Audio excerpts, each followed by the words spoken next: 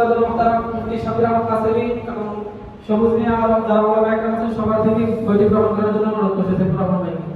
আল্লাহ তাআলা তাকে যেন ভবিষ্যতে আরো বড় বড় খেদমত দেন, তার মাধ্যমে আমরা সকলে বলে আমিন।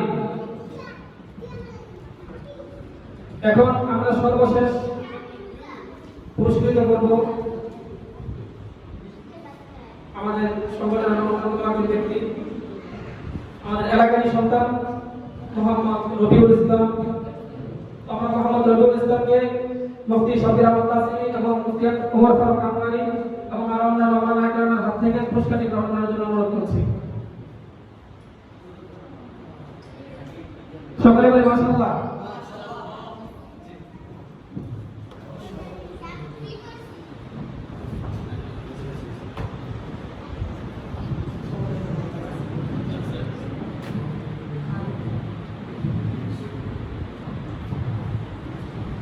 তো আমাদের আজকের পুরস্কার বিতরণ অনুষ্ঠান এখানে সমাপ্ত।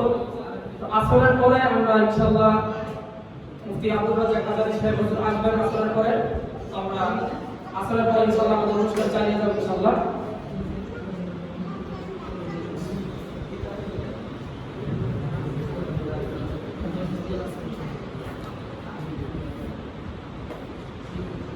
তো আমরা আমাদের মসজিদের খতিব মাওলানা আব্দুর রাজ্জাক সাহেবকে অনুরোধ করছি ওইগুলো হুজুরদের হাতে তুলে দেওয়ার